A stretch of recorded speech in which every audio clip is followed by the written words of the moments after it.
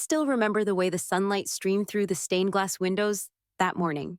My wedding dress felt perfect, tailored just for me, like it was meant to symbolize the life Liam and I were about to begin.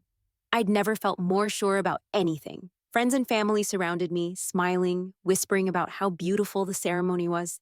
It felt surreal, almost magical, like the beginning of a fairy tale. Except fairy tales don't end with the kind of nightmare that was about to unfold. The priest's voice echoed in the grand hall as he spoke the familiar words, "If anyone objects to this marriage, speak now, or forever hold your peace." A formality, of course. No one ever actually says anything, or so I thought. And then it happened. "Wait," a voice trembled from the crowd. At first, I didn't recognize it because I couldn't comprehend what was happening. Then I turned, and there she was, Sophia, my younger sister, standing up with tears streaming down her face.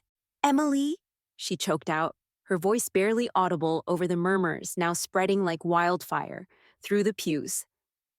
I need to tell you something." My heart sank into my stomach. "Sophia?"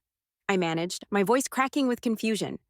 I looked to Liam, who had gone pale, his hands frozen at his sides. "I'm pregnant," Sophia blurted out, her voice breaking. She took a shaky breath, her eyes darting to Liam, then back to me. "And it's Liam's." It was like the floor had been ripped out from beneath me. Everything around me became a blur. The gasps from the guests, my mother clutching her pearls in horror, my father's angry whispers. But all I could hear was the pounding of my own heart. I turned to Liam, hoping, praying he'd deny it. But he didn't. Instead, he stammered something incoherent, his voice weak. "Emily, Look, I was confused. It just happened." Confused? It just happened? Those words ricocheted in my head like a cruel joke. I felt like I was underwater, unable to breathe, unable to process the betrayal coming from two people I trusted most in the world. The weight of the moment was unbearable. My perfect day, the one I had dreamed about for years, had been shattered in front of everyone I knew. My fiancé, my sister? How could they? I didn't stick around for more explanations or apologies. I didn't want to hear Liam's pathetic excuses or see the pitying looks from the crowd. My body moved before my mind could catch up, and suddenly, I was running down the aisle, my wedding dress dragging behind me. "Emily, wait!" I heard Sophia cry, but her voice only made me run faster. Tears blurred my vision, and the fresh air outside hit me like a slap. I yanked off my veil, tossing it onto the steps of the church. As I gasped for air, my chest felt like it was caving in. I barely remember how I got home. Everything after that was a haze, ripping off my dress, throwing it into a corner, sitting on the floor of my apartment surrounded by the chaos of what was supposed to be my happiest day. My phone buzzed endlessly with messages and missed calls from Liam, from my parents, from friends who didn't know what to say. I didn't answer any of them. I couldn't stay. The thought of facing anyone, of enduring the whispers and the pity, was unbearable. So, without overthinking it, I made a decision. I logged onto the airline website, found the next flight to Hawaii, and booked it. It was supposed to be our honeymoon destination, ironic as that was. But I didn't care. I just needed to get as far away from here as possible. I packed a bag with no real plan in mind. Clothes, a toothbrush, a couple of books I knew I wouldn't read. As I zipped up the suitcase, my gaze landed on a photo of Liam and me, smiling in front of a Christmas tree just a few months ago. I grabbed the frame and hurled it across the room.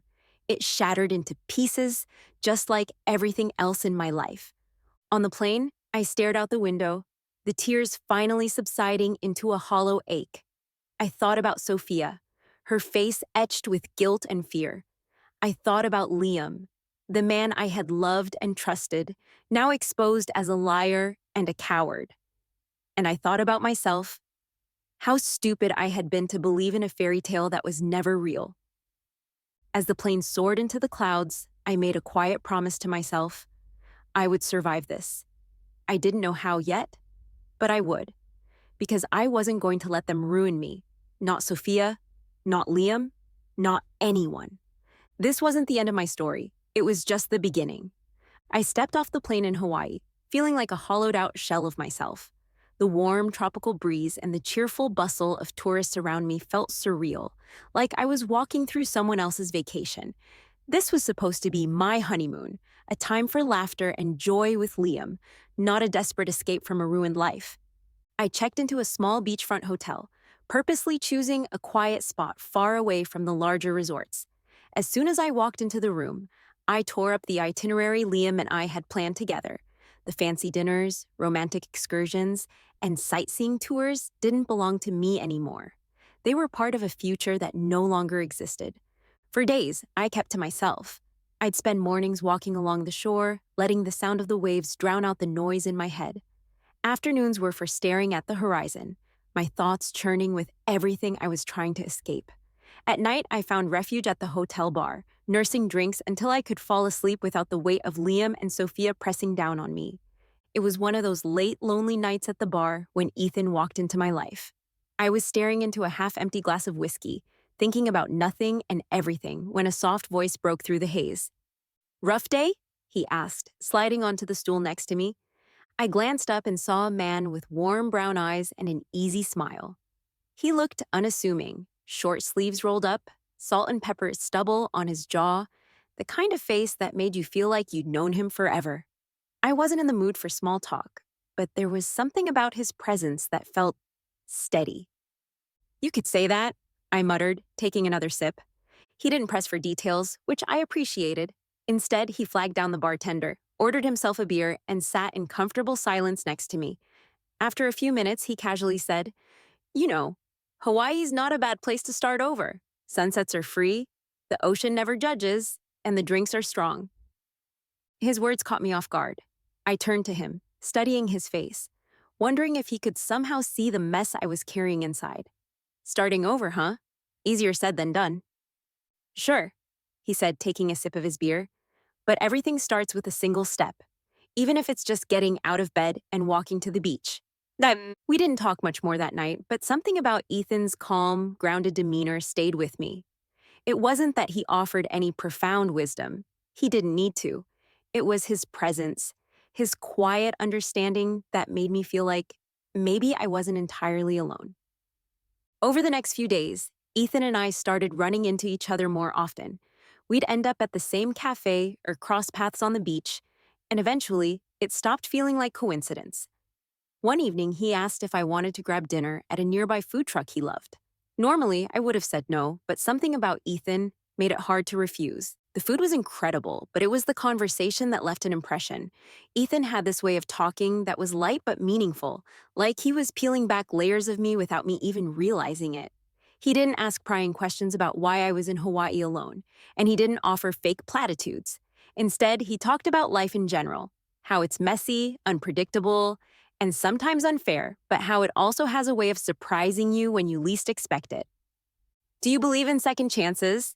I asked him as we sat on the sand after dinner, watching the waves lap at the shore. "Absolutely," he said without hesitation. "Sometimes life falls apart so we can build it back stronger." His words stuck with me. I hadn't felt strong in months, but for the first time, I wondered if maybe I could be. Ethan and I began spending more time together. We'd have breakfast at a small cafe near my hotel or take long walks by the water, talking about everything from books to random trivia about Hawaii. He had a way of making me laugh, real belly-aching laughs I hadn't felt in forever. It wasn't like he was trying to fix me. He just made space for me to exist as I was. One evening, as the sun dipped below the horizon, Ethan turned to me with a soft smile. "You know you're stronger than you think, Emily. Whatever brought you here, it didn't break you. You're still standing." I wanted to believe him, but I wasn't ready to let go of my pain just yet. "I'm not sure if it's strength or just stubbornness," I said, half joking. "Maybe it's both," he replied with a wink. It wasn't long before I realized Ethan had feelings for me. The way he looked at me, the subtle ways he'd make sure I was comfortable, it was clear he cared, but I wasn't ready. My heart still felt like a jigsaw puzzle with missing pieces, and I couldn't offer him something whole when I was still figuring out who I was. I told him as much one evening. "Ethan, I need you to know I'm not ready for anything serious. I can't give you what you deserve right now." And then I proceeded to tell him the whole story of what happened. To my surprise, he didn't seem hurt or disappointed. Instead, he nodded and said, "I figured as much. And that's okay. I'm not here to rush you, Emily. I'm here because I like who you are, right now, as you are." It was that moment I knew Ethan was different. He wasn't trying to save me or change me. He was just there, patient, steady, and for the first time since the wedding, I felt like maybe I didn't have to face everything alone. As I sat on the beach that night, the waves rolling in and the stars scattered above us, I felt a tiny flicker of hope.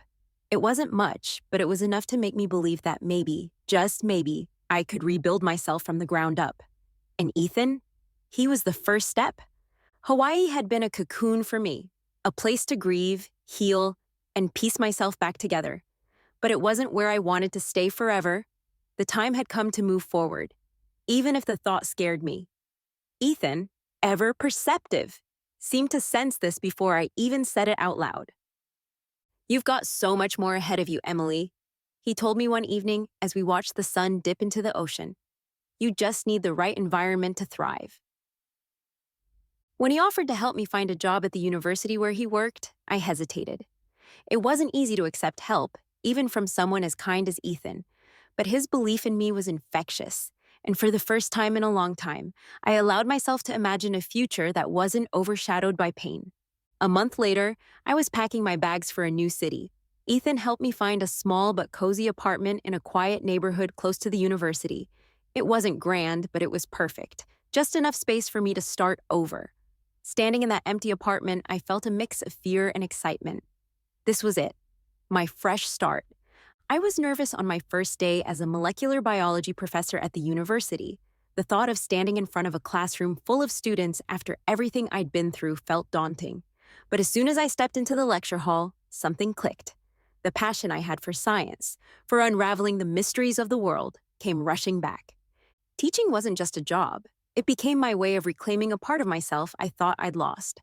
I poured everything into my lectures, and to my surprise, the students responded.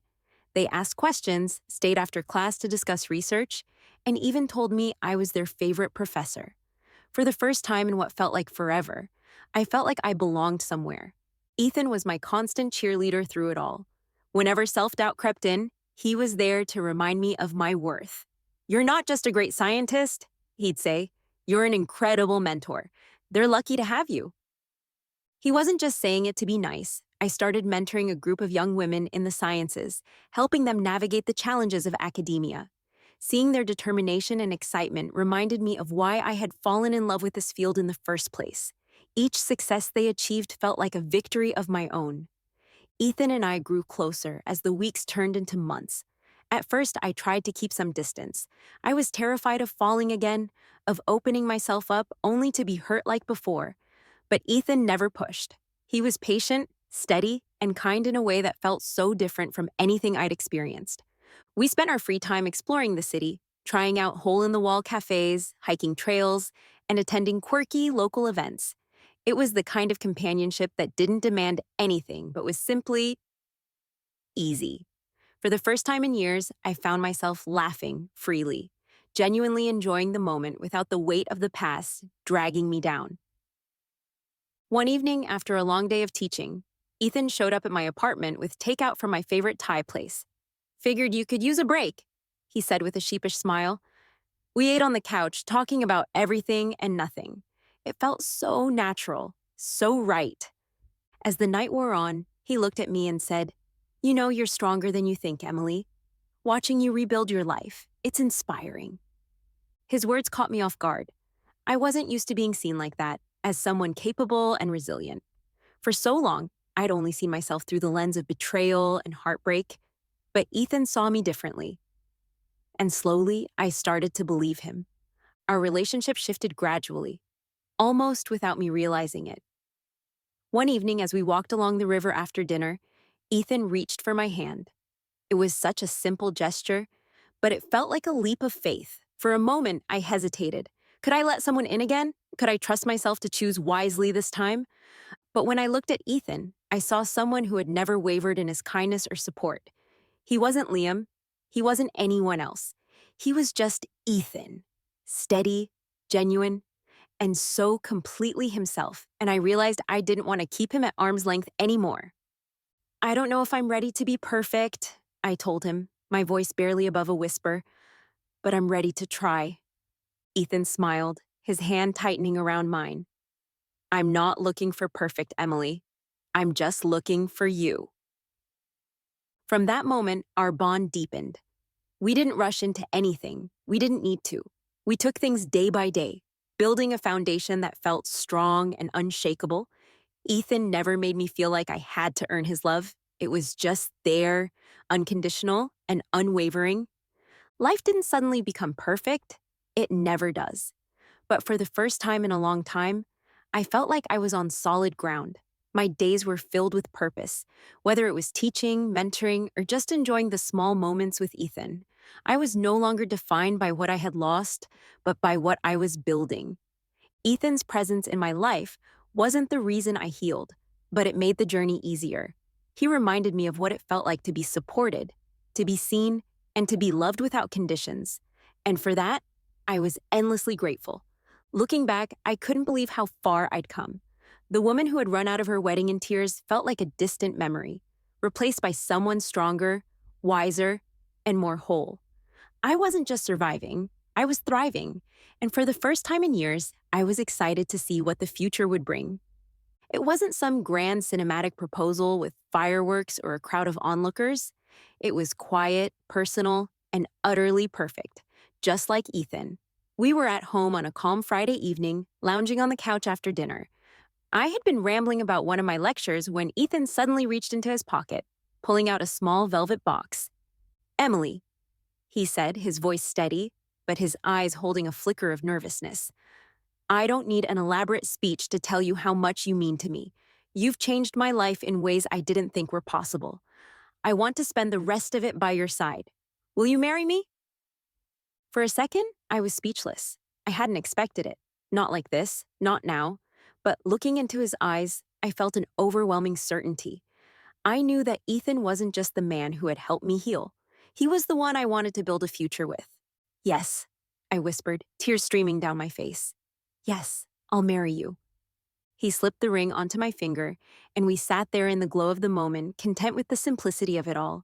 But as we started discussing wedding plans, Ethan mentioned something that caught me off guard. We should visit my family soon, he said casually. They'll want to meet you before the wedding. It felt like a reasonable request, but something in his tone hinted at a bigger story. I brushed it off at the time, too happy to question it. The day of the family visit arrived, and Ethan drove us to what he described as his parents' home. I had envisioned a cozy suburban house, maybe with a garden and a swing set from his childhood. What I didn't expect was to pull up to an enormous gated estate with manicured lawns that stretched as far as the eye could see. My jaw dropped as the gates opened to reveal a sprawling Silicon Valley mansion that looked more like a luxury resort. I turned to Ethan, stunned.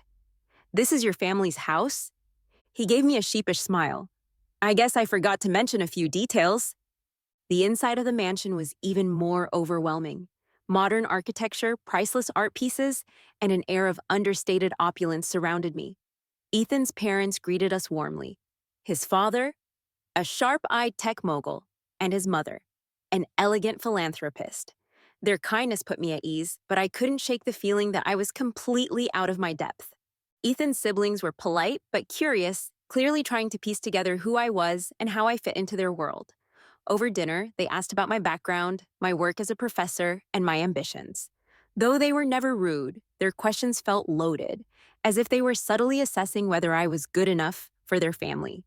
By the end of the evening, I felt like an outsider in a world I didn't belong to. Ethan's family was kind and welcoming, but the magnitude of their wealth and influence was daunting. Later that night, in our room, I couldn't hold back my questions any longer. Ethan, why didn't you tell me about your family? I asked, my voice a mix of confusion and frustration. This is huge. I mean, they're billionaires, Ethan. That's not exactly something you can just gloss over. Ethan sighed, running a hand through his hair. I know. I should have told you sooner, and I'm sorry.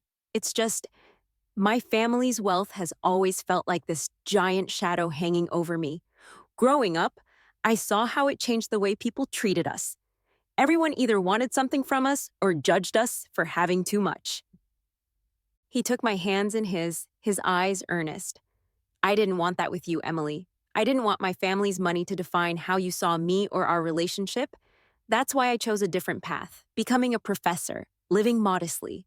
I wanted to build a life that felt real. His words softened the knot of tension in my chest.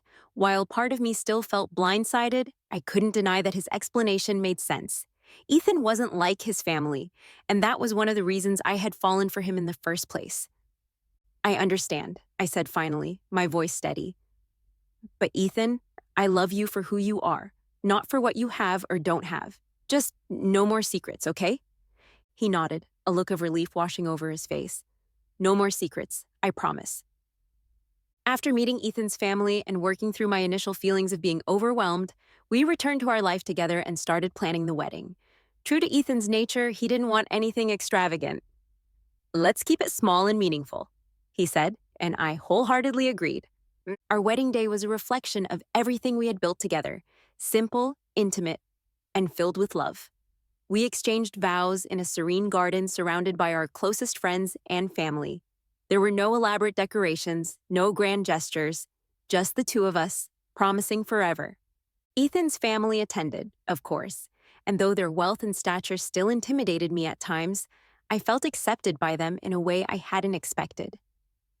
His mother pulled me aside at one point during the reception and said, "Ethan is happier than I've ever seen him. Thank you for being his anchor." As I looked around at the smiling faces and the life I had rebuilt, I felt an overwhelming sense of gratitude. This wasn't the life I had imagined years ago, but it was better in ways I couldn't have dreamed. Ethan and I had created something beautiful out of the ashes of my heartbreak, and for the first time in a long time, I felt truly whole. I didn't know it then, but this was just the beginning of a journey that would lead me back to my hometown, to confront my past, not with bitterness, but with the confidence and peace that I had found in my new life. It had been years since I'd set foot in my hometown, and the thought of returning stirred a mixture of emotions in me. This wasn't a trip I had planned or dreamed of. Ethan and I were in town for a university conference where he was the keynote speaker, and the timing just happened to align with an opportunity to revisit the place where my life had fallen apart. The last time I'd been here, I was a heartbroken woman fleeing her own wedding, humiliated and betrayed. Now, I was a different person. Ethan held my hand as we walked through the familiar streets, his warmth grounding me. I wasn't just Emily, the jilted bride, anymore. I was a respected professor, a loving wife, and most importantly, someone who had found peace within herself. As we passed by the old church where my disastrous wedding had unfolded, I couldn't help but smile to myself. Not a bitter or angry smile, but one of acknowledgement.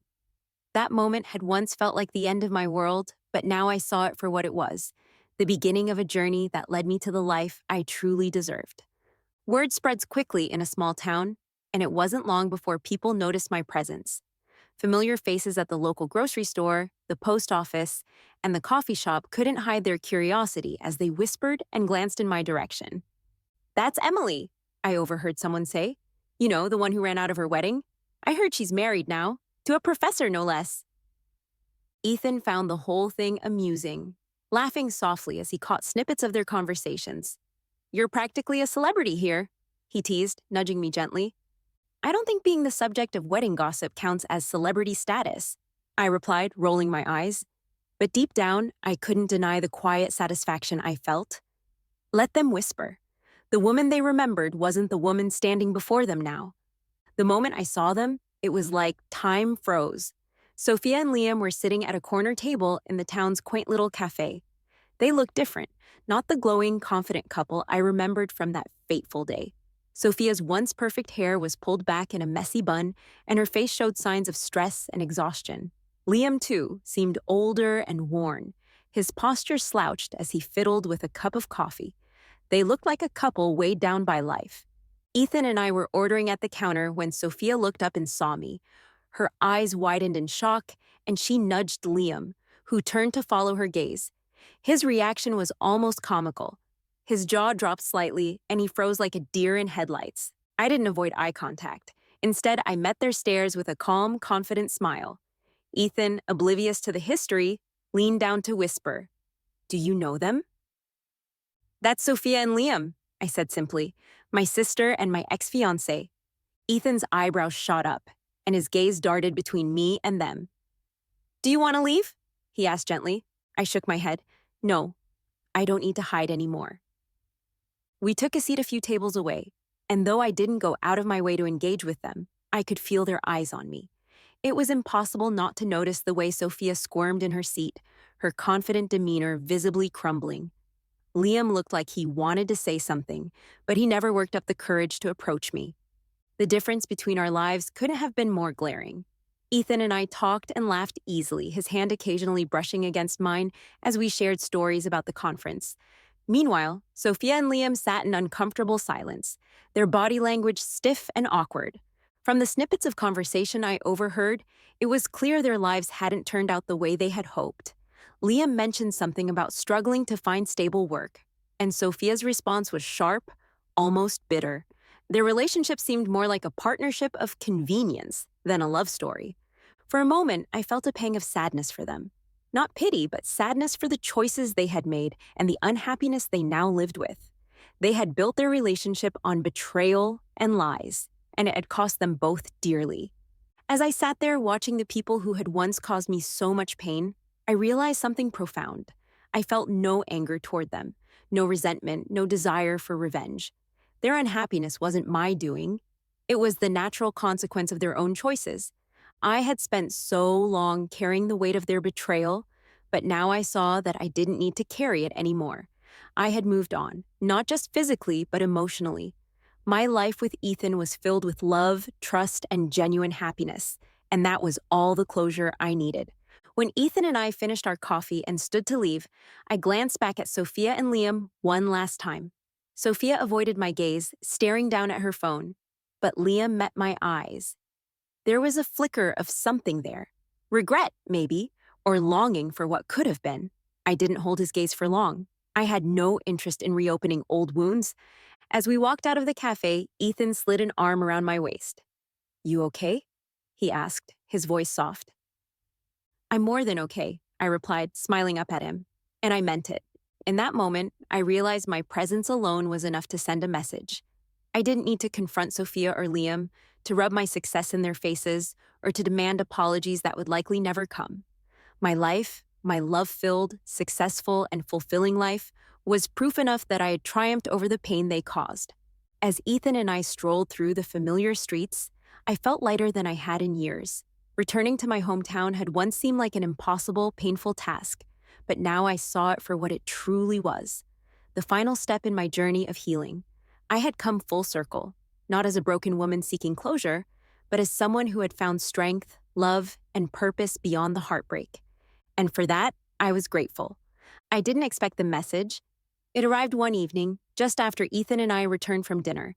The text on my phone was from Sophia, asking if we could meet. It was short and hesitant, almost as if she didn't know how to word what she was trying to say. "Emily, I know I don't deserve your time, but I'd really like to talk. Please?" For a moment, I stared at the screen, my emotions swirling. Sophia had been silent for years, never once reaching out after the wedding disaster. Part of me didn't want to open that door again. Our relationship had been fractured beyond repair. But another part of me, the one that had healed and grown, saw this as an opportunity to finally lay everything to rest. The next day, I agreed to meet her at a quiet park.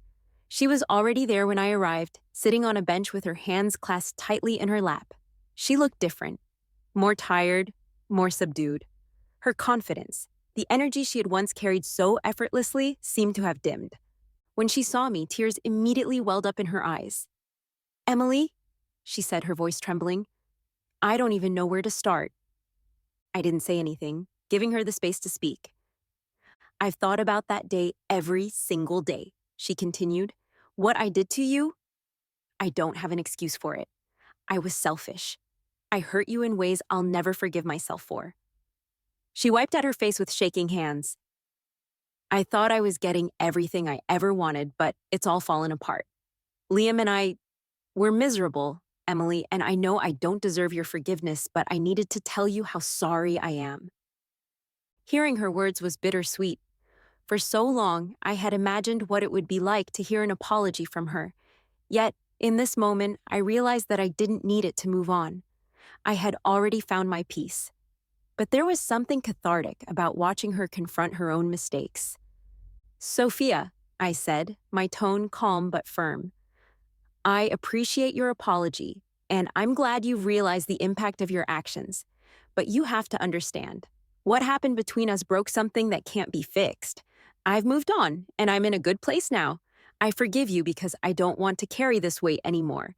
But that doesn't mean things will go back to how they used to be." She nodded, tears streaming down her face.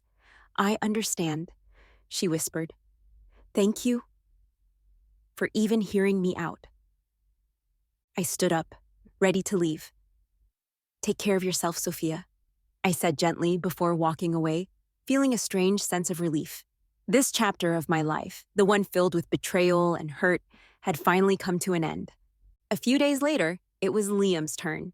He showed up unannounced at the cafe where I was having lunch. I almost didn't recognize him at first. He looked so different.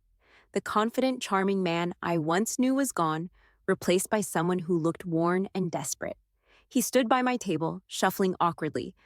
"Emily," he began, his voice soft. "Can I talk to you?" I hesitated but nodded, gesturing for him to sit. I wasn't sure what he wanted, but I was willing to hear him out, if only to bring more closure to this tangled mess. "I know I'm probably the last person you want to see," he said, his hands fidgeting with the edge of the table, "but I've been thinking about everything, about us, and I realized I made a huge mistake." I raised an eyebrow, unsure of where he was going with this. "Leaving you for Sophia," he continued, his voice cracking. "It was the worst decision of my life. I thought I was following my heart, but I was just chasing a fantasy. Things with Sophia, they didn't turn out the way I thought they would. And seeing you now, so happy, so successful, I can't help but wonder if there's any chance we could start over." His words hung in the air, and for a moment, I didn't know whether to laugh or feel sorry for him. The audacity of his request was almost unbelievable. But as I looked at him, all I felt was pity.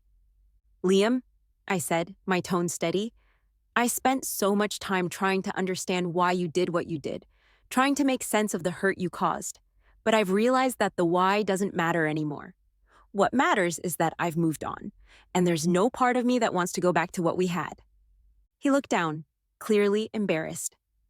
"I know I don't deserve another chance," he muttered, "but I wanted to at least apologize for everything. I was selfish, and I hurt you. I'm sorry." I nodded, appreciating his apology, but feeling no desire to dwell on it.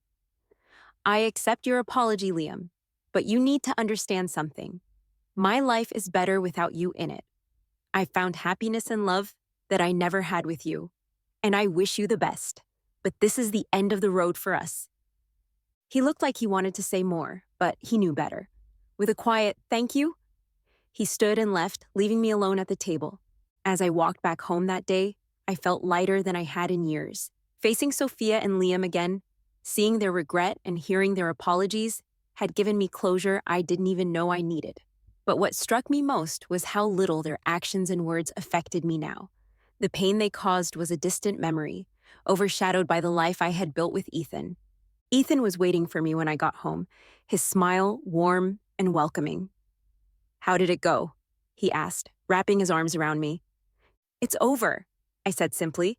"I forgave them, but I've moved on." He kissed the top of my head. "I'm proud of you." As we sat together watching the sunset from our porch, I reflected on the journey that had brought me here. I had faced heartbreak, betrayal, and loss, but I had come out stronger, wiser, and more fulfilled. And for that, I was deeply grateful.